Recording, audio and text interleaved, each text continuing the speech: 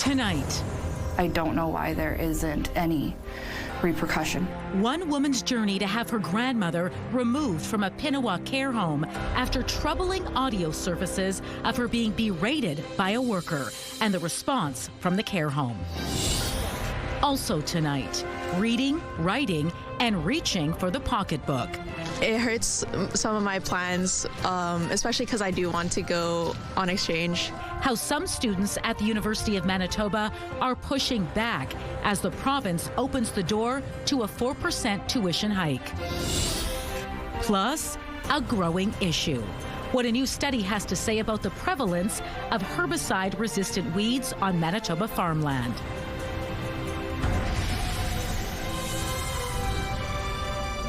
CTV News. Live from downtown Winnipeg with Marilee Caruso. Good evening. Thanks for joining us. The family of a vulnerable senior heard being berated in a recording by a manager at a care home is speaking out tonight, demanding better protections. We shared that 38-second recording with you a couple of weeks ago when a caregiver at Ironwood Gardens Elder Care in Pinawa came forward saying she was fired for reporting the incident. Tonight, the granddaughter of the senior at the center of this tells us that manager is still working at the home.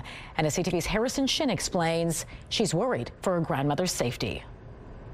Go to your room. I'm not going anywhere. If you're going to act like a child, you're going to be treated like a child. Go to your room. It's a recording she cannot listen to again. Just to hear that somebody had been picking on her and we didn't know, it was heartbreaking. On March 6th, the manager of a private home in Pinawa was recorded berating her grandmother, a vulnerable dementia resident. Sybil herself works with vulnerable people and says she is angry. If any of their supports, any of their caregivers were to treat one of my clients like this, they would immediately be put under investigation and removed from the situation. I don't know why that's not happening. I don't know why there isn't any repercussion. On March 17th, CTV News first brought you this story after Josephine Hall, a former caregiver, said she brought the matter to RCMP and was fired for not going to the manager, Zan Moore, first. Get off me! I'll call the ambulance and then you'll be stuck in the hospital and that's it. Moore is the person in the recording. Sybil says she is working to get her grandma out, but the situation is complicated by power of attorney matters, as her mother's name was wrong on the documents.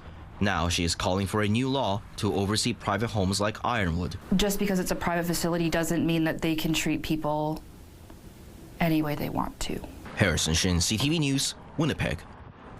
There have been a number of new developments in this story today, and CTV's Catherine Dow joins us now with an update. Catherine, have we heard from the care home? Is this manager on that recording still employed there?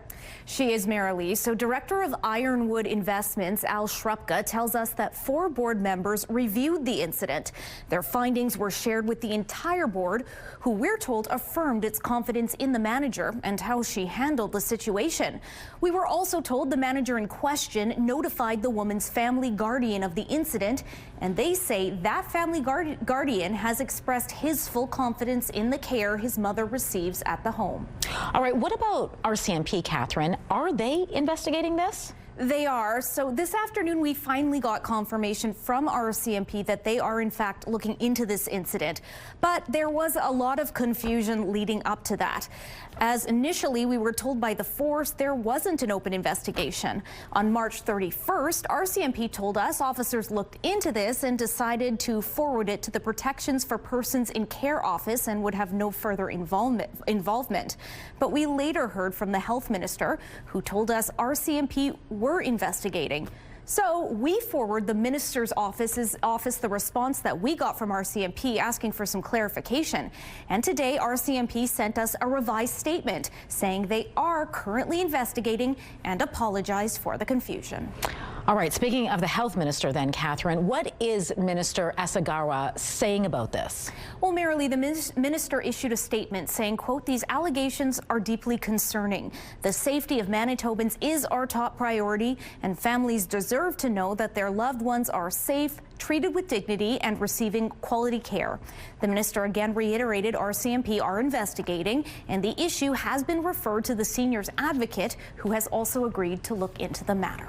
All right. Thanks for the update, Catherine. You're welcome. Manitoba's police watchdog is investigating the death of a man who allegedly broke into a home in the area of North Main Street Wednesday morning. Police say officers were sent to a break-in in progress around 8 a.m. in the 100 block of Burren Avenue. When they arrived, they found an unconscious 34-year-old man on the floor who officers handcuffed before beginning first aid. He was brought to hospital in critical condition, where he was later pronounced dead. Winnipeg police did not have any information on why he was unconscious and deferred questions to the Independent Investigation Unit, which also had nothing more to add. The IIU has assumed the investigation, which is typical for any matter deemed an in-custody death. A warning tonight about a convicted sex offender considered a high risk to reoffend who was released from custody this morning. 35-year-old Richard Kofi Asante was released from Stony Mountain Institution after serving a sentence for sexual assault with a weapon and sexual assault by choking. Asante did not complete sexual offender treatment and is considered a high risk to reoffend against adult women. He's described as 5 feet 10 inches tall with black hair and brown eyes and has a number of tattoos on his arms. He's expected to live in Winnipeg. Anyone with information is asked to contact the numbers on your screen. University students are bracing for a hike on their tuition for the upcoming year. The province says post-secondary schools can raise tuition by up to 4%. And the U of M plans on going that high with its increase. CTV's Jeff Keel now on how students there are pushing back against the bump and why the school says it needs the money.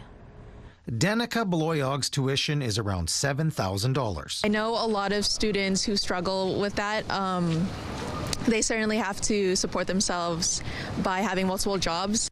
The first-year U of M student says other necessities are also a hardship, like the rising cost of food and gas, and now her tuition may be going up too. It hurts some of my plans, especially because I do want to go on exchange.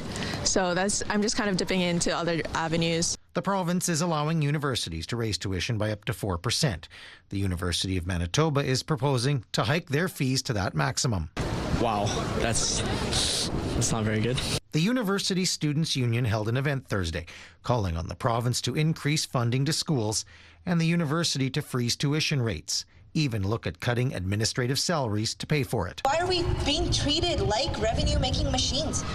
When tuition rises, the barriers also rise with it. Like their students, the university says it's facing large inflationary pressures too. Our costs are growing faster than our revenue. One of the biggest impacts is the federal cap on international students.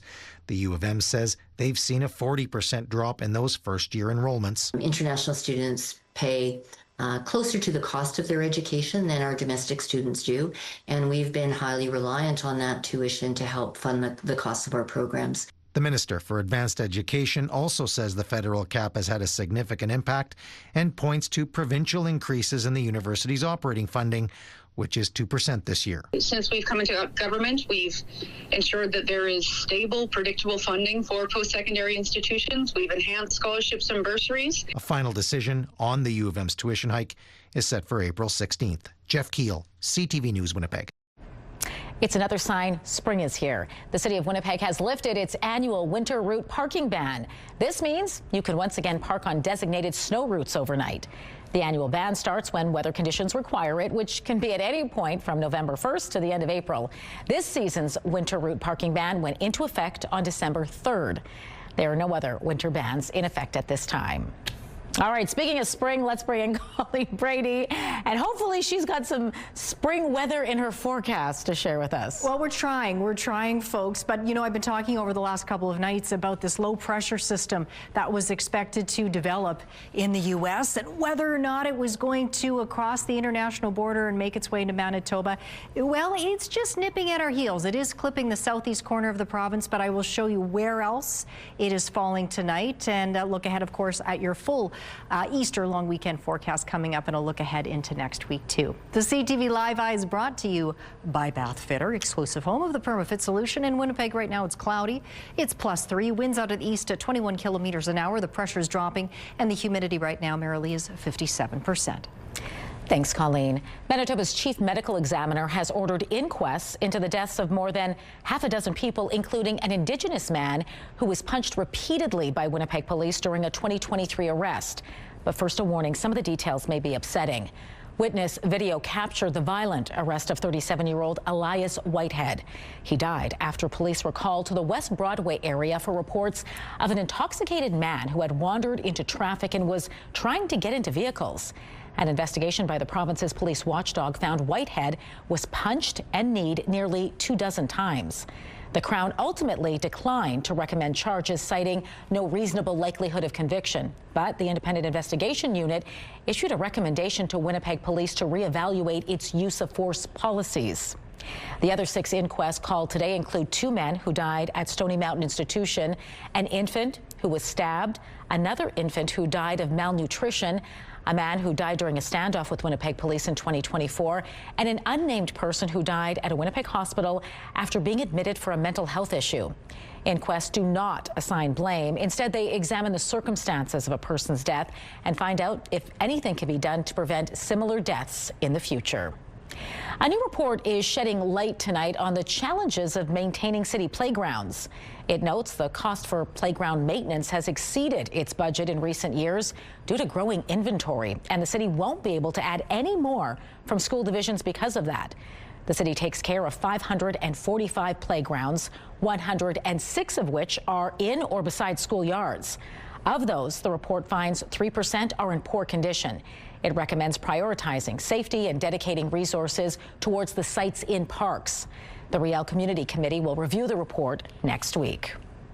A big splash for the upcoming South Winnipeg Recreation Campus. The city is hiring a consultant to plan and design an aquatic center. There's a real need for swimming. We are a province that has 100,000 lakes, and people need to know how to swim. And swimming is very, very good therapeutically for older adults. We've got an aging demographic, so I see a high need for this. The Aquatic Center will likely feature a lap pool, leisure pool, water slides, and much more. City Councillor Janice Luke says the center will anchor the second phase of the sprawling rec campus. The city set aside $1.5 million in the 2026 budget for design work and public engagement. Luke's estimates a draft design will be shared with residents next year. And I've already had calls on it from various swim organizations. So the last large pool and aquatics that we built was, I believe it was back in '67 for the Pan Am Games. So this is a big step. What's it going to cost?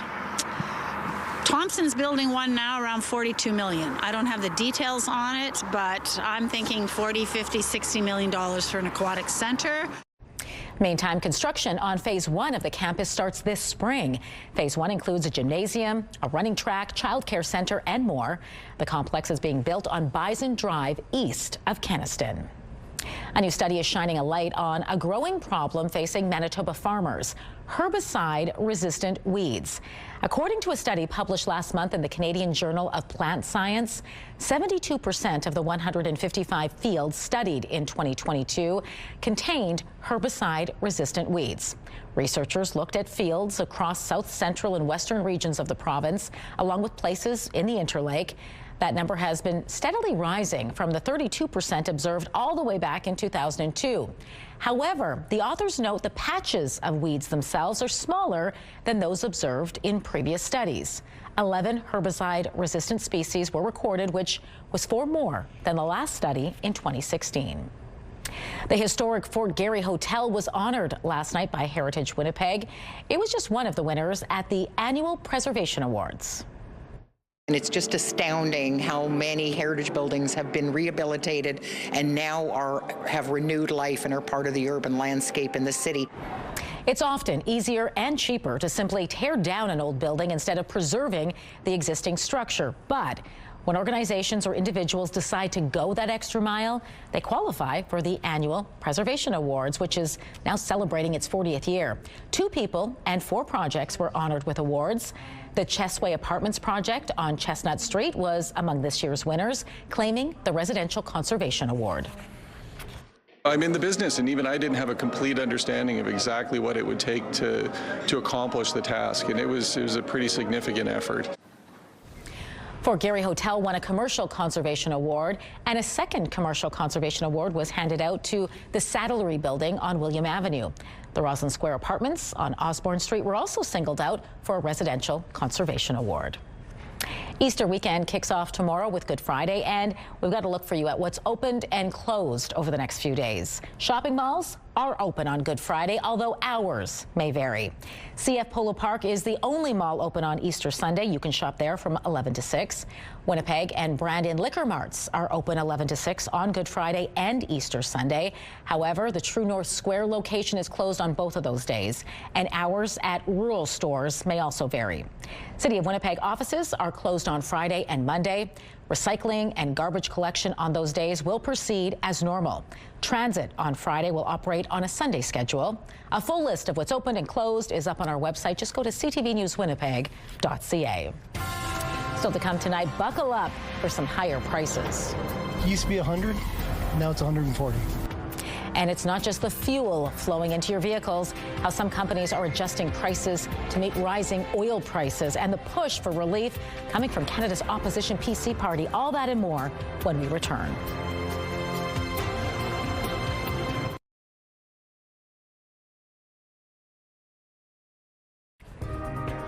A mixed day on the markets. Crude oil added more than $11. The loonie fell to 71.85 cents U.S. Gold futures plunged $133, while the TSX rose 150 points. The Dow Jones slipped 61 points. The Nasdaq gained 38 points. A Winnipeg company is taking the world by storm and is being recognized as the fastest growing one in Canada.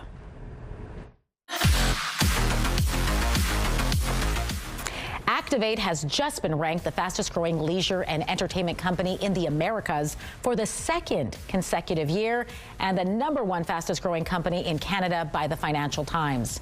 Activate is a gaming experience offering players physical and mental challenges like climbing walls, solving puzzles, or dodging lasers. Its first location only opened in Winnipeg in 2019, and already it's expanded to 75 other places around the world, mostly in North America, but also in Europe and even the Middle East. The company is aiming to reach 100 locations in 12 countries by next year. It's believed an American journalist has been kidnapped in Baghdad, and now there's a disturbing video. It appears to show men approaching a woman and shoving her into a vehicle. The woman has been identified as Shelley Kittleson, a freelance American journalist. It's feared Iran-backed militia might be responsible. The U.S. Embassy in Baghdad is urging all American citizens to leave Iraq immediately. The U.S., meantime, continues pounding targets in Iran, and Donald Trump is threatening even more attacks. Mary Bruce reports. Overnight, addressing the nation for the first time since launching this war with Iran, President Trump claiming the U.S. is on track to end the conflict soon, but offering no vision or timeline for what comes next. Our armed forces have delivered swift, decisive, overwhelming victories on the battlefield. But 5 weeks into this war, the president's still not making clear what conditions have to be met for this conflict to end. He says the operation is nearing completion, but is also vowing to continue attacking Iran and threatening their energy infrastructure if they don't reach some kind of a deal. We're going to hit them extremely hard over the next 2 to 3 weeks. We're going to bring them back to the Stone Ages where they belong. The president rehashing why he started this campaign, saying Iran couldn't have a nuclear weapon, despite claiming he obliterated their program in last year's strikes. And in an interview Wednesday, Trump said he's not concerned about removing Iran's remaining stockpile of enriched uranium, saying that's so far underground, I don't care about that. But that statement at odds with why the president says he went to war in the first place, to prevent Iran from being able to make a nuclear weapon. International inspectors estimate Iran has nearly 1,000 pounds of near bomb-grade enriched uranium deep underground at nuclear sites bombed by the U.S. last year. And as gas prices skyrocket over $4 a gallon, the president acknowledging the pain at the pump, but insisting it will be short-lived. This short-term increase has been entirely the result of the Iranian regime launching deranged terror attacks against commercial oil tankers in neighboring countries that have nothing to do with the conflict. Iran continues to choke off the Strait of Hormuz, but Trump says it's up to other countries to reopen the critical waterway. The countries of the world that do receive oil through the Hormuz Strait must take care of that passage. They must cherish it. They must grab it and cherish it. They can do it easily. Mary Bruce, ABC News, Washington. The person appointed to one of the most powerful positions in the United States has been fired. Pam Bondi was let go by the U.S. president today. Sources say Donald Trump was frustrated by the pace of prosecutions against critics. Bondi also received criticism over the handling of the Epstein files, and there were accusations concerning independence at the Justice Department. Today, Trump praised her as a great American patriot and a loyal friend. Bondi says leading efforts to make America safer and more secure has been the honor of a lifetime. Deputy Attorney General Todd Blanche is taking over temporarily. Crude oil prices shot up today. The markets rattled after Donald Trump's televised address last night, where he said nothing new on Iran.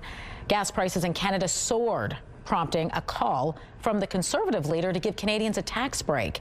And now Amazon says sellers will also pay a price. CTV's Graham Richardson takes a look at the implications for consumers heading into the long Easter weekend. Food truck driver Maurice knows all about the pain at the pumps. I fill up every 2 days. So what was it and what is it? It used to be 100, now it's 140. And it's not just what you pay here. Input costs are going up everywhere, which eventually will trickle down to consumers buying off the shelves. On Thursday, Amazon announced it will now charge an extra 3.5% for anyone selling on the giant site, directly because of higher fuel costs. Good folks. Thank you. There's someone who wants to pay less for gas. Stepping into all of this economic pain, Pierre Poilievre, Conservatives now pushing the Carney government to declare a tax holiday on all fuel.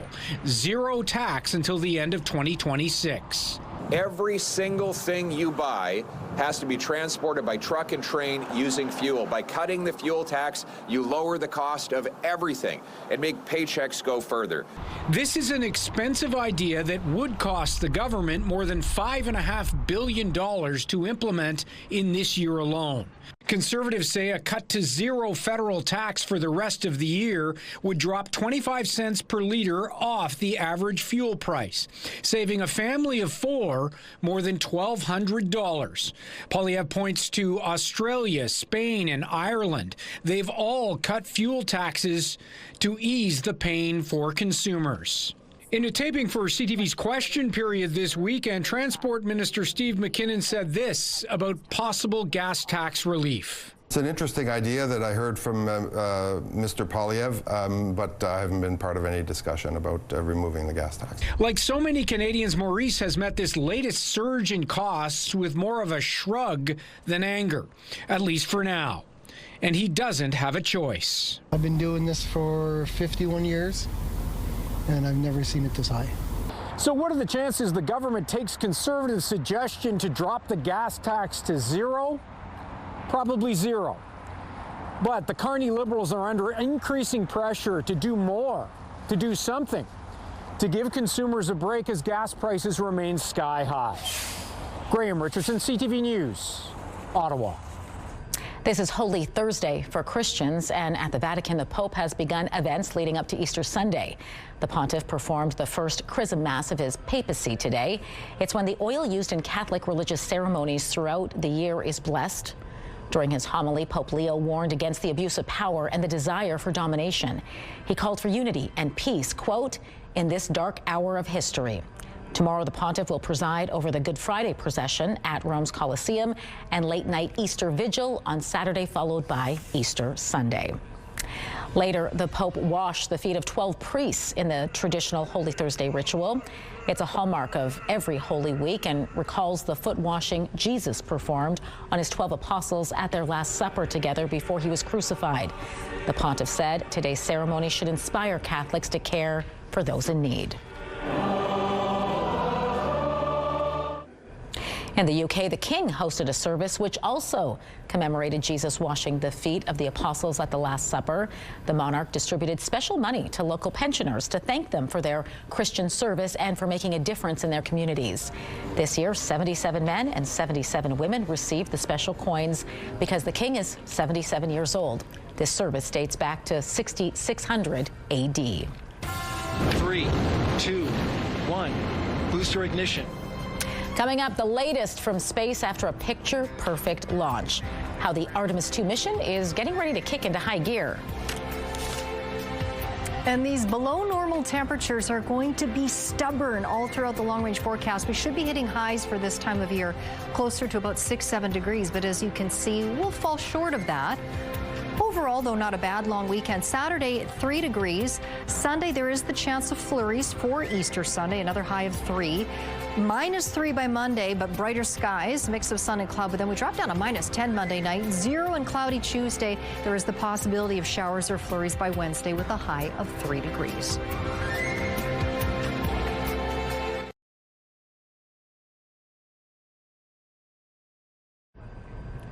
Canada's Matt Dunstone had some weight off his shoulders as round-robin play began wrapping up at the World Men's Curling Championships today.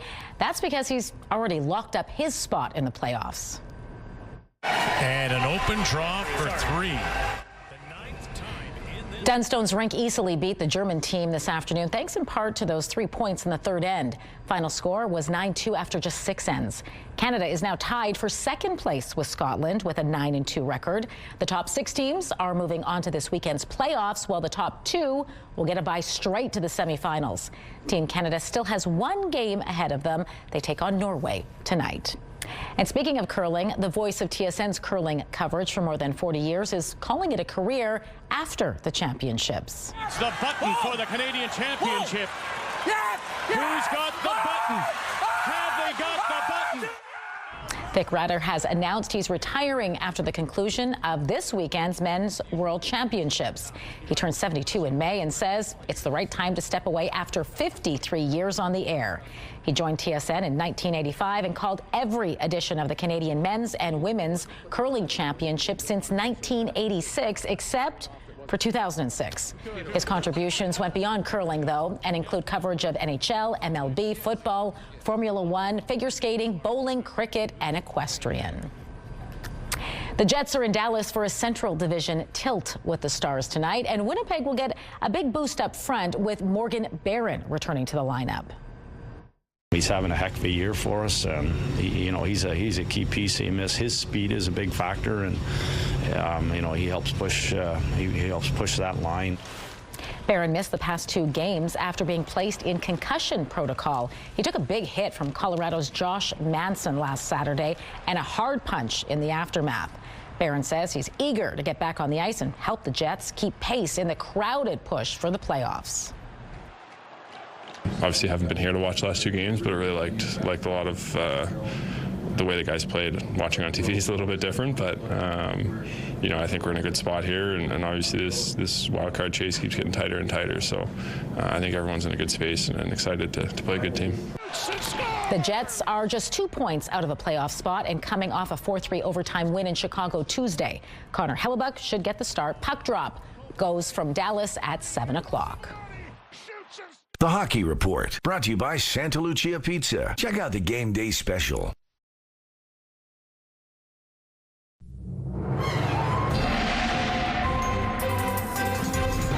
CTV Skywatch weather brought to you by South Beach Casino and Resort. Visit southbeachcasino.ca.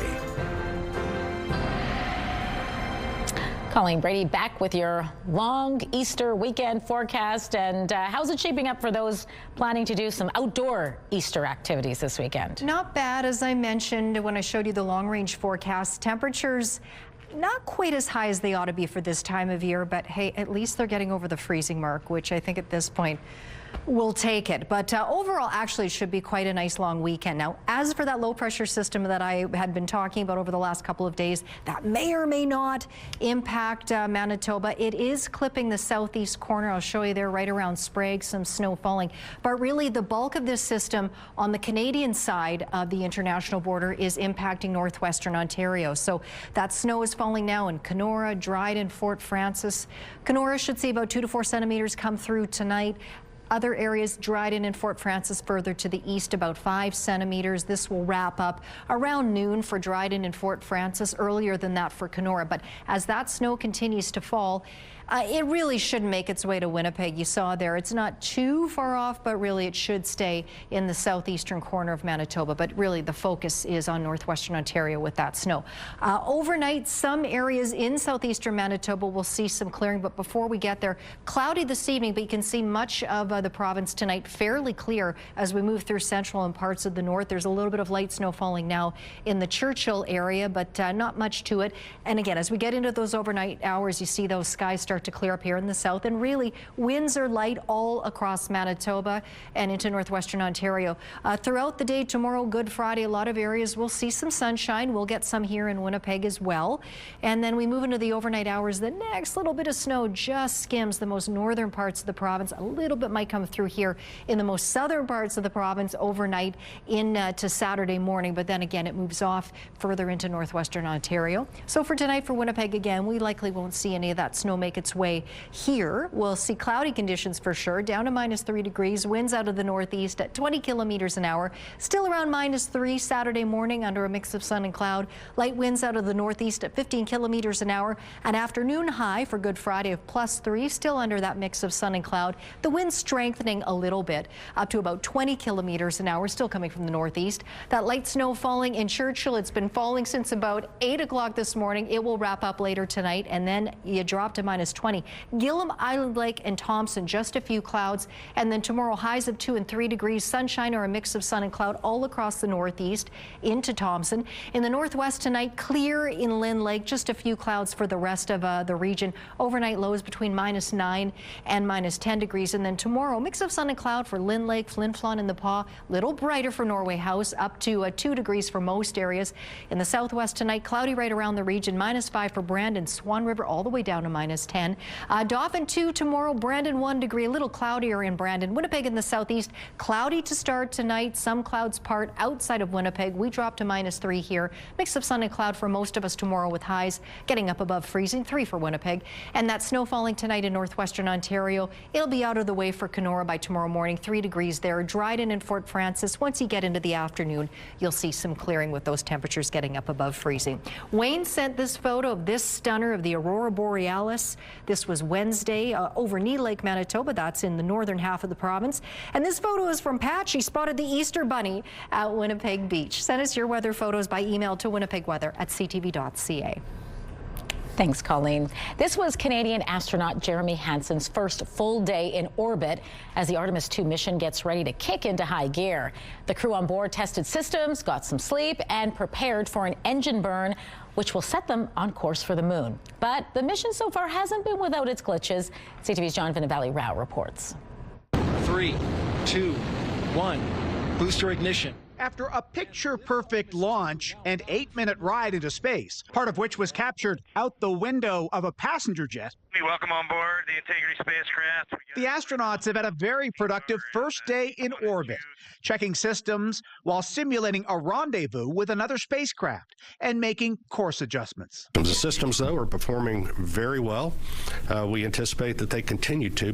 Great job, Victor. The astronauts have noted that it is cold in the capsule, which is being addressed.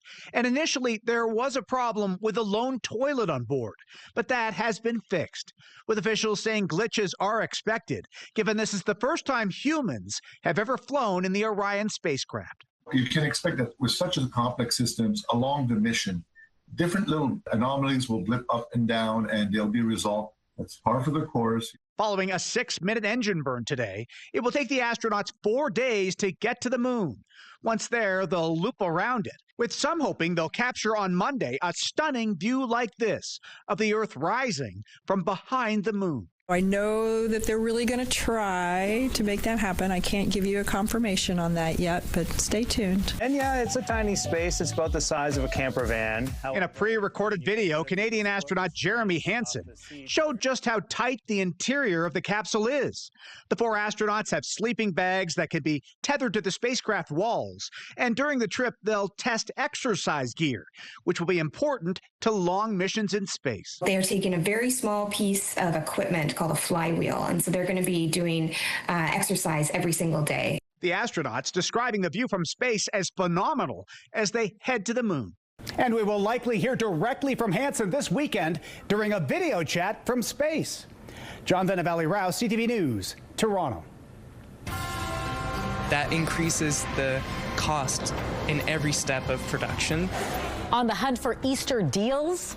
Well, you may be out of luck. We'll tell you why next.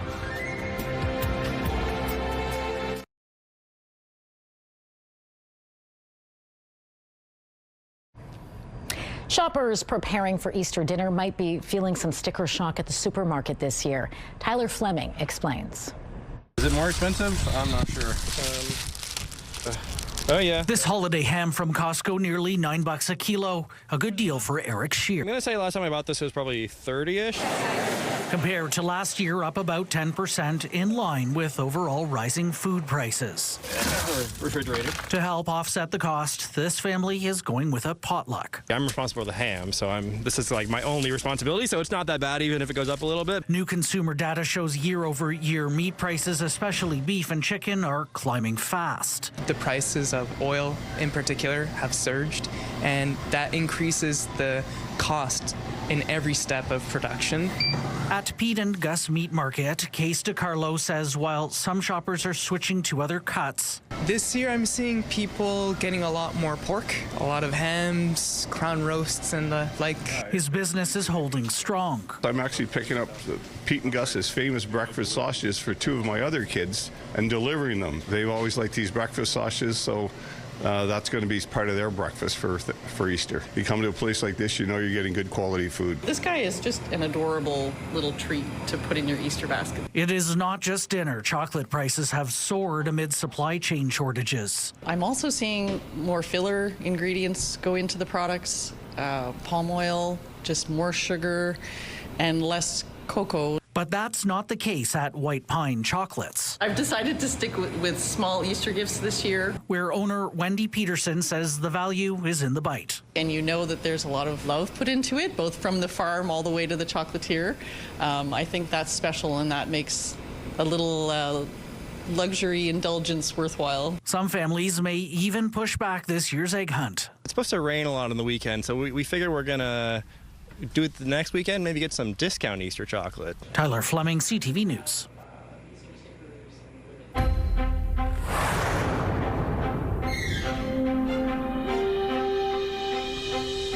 As measles cases continue to spike here in Manitoba, the province is planning to offer the vaccine in a surprising location, the Royal Manitoba Winter Fair in Brandon.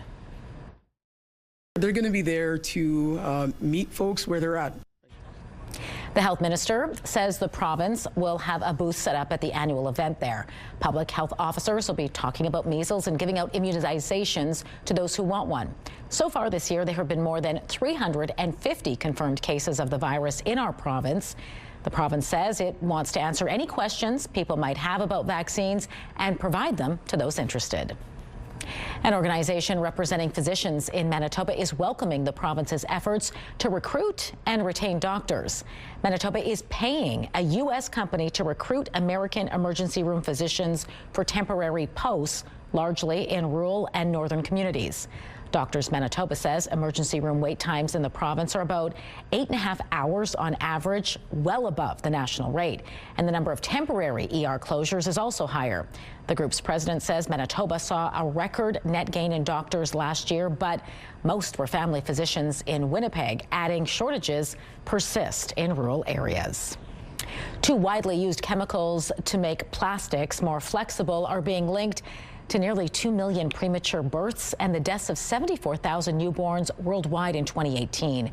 That's according to a new study in The Lancet, which examined two chemicals, DEHP and DINP. They belong to a family of chemicals called phthalates and are found in everything from children's toys to food storage containers and shower curtains. Researchers used exposure estimates, biomonitoring studies, and meta-analysis to come up with the figures, which they say were most acute in the Middle East and South Asia. Phthalates are known to interfere with the body's hormone production and are linked with developmental, reproductive, brain, and immune issues, according to the National Institute of Environmental Health Sciences. Medical Watch is brought to you by Manukin Koster Denture Clinic.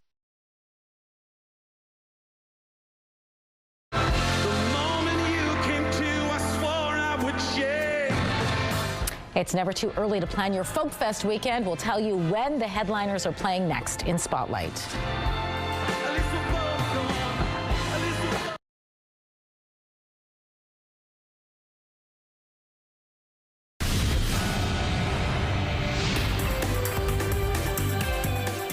Spotlight sponsored by the Casinos of Winnipeg, presenting Tim Hicks, the Going Somewhere Tour. You might just pick up some new moves when some of the best breakers in the world visit our city next week.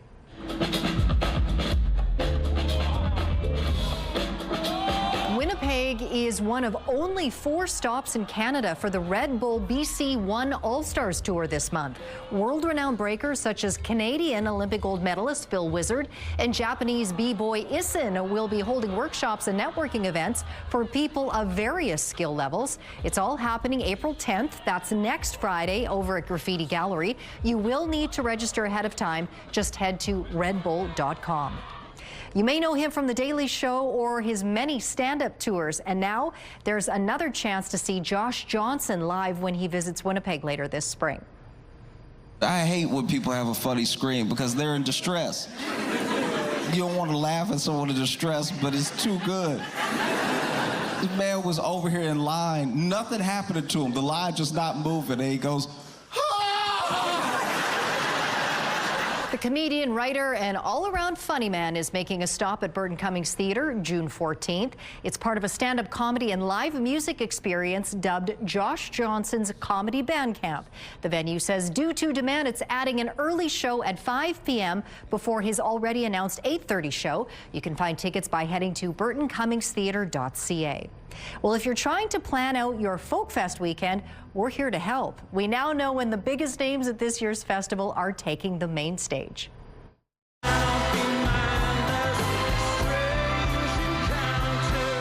Father John Misty will close out Thursday. Lucy Dacus headlines Friday night. Sylvan Esso finishes off the Saturday lineup.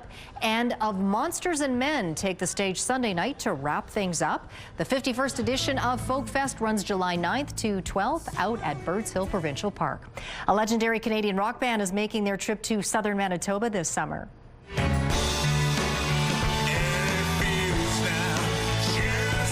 The Tea Party will headline the Morden Corn and Apple Festival Saturday, August 29th. The Windsor, Ontario alt-rockers will be joined on stage by Winnipeg's own The Highway Company. The annual festival features a midway, parade, and of course, free corn on the cob and apple juice. This year's edition runs August 28th to the 30th. Well, it is the Easter long weekend, as you know, and there are a bunch of events to keep you hopping. Here's a look at just some of them taking place this weekend. The Royal Manitoba Winter Fair wraps up Saturday with its signature horse show.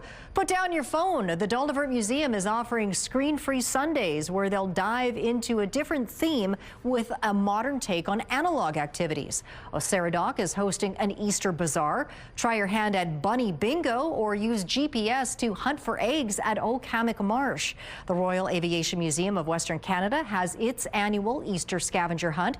You can find a full list of events this weekend on our website, ctvnewswinnipeg.ca.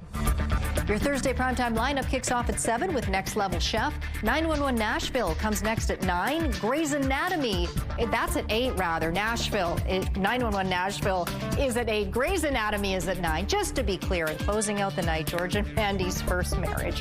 That's at 10. It's all right here tonight on CTV.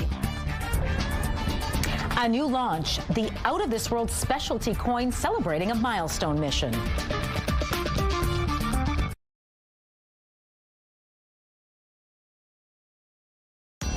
Women's clothing provided by RW & Company. Salon services provided by S&Teak Spa Salon.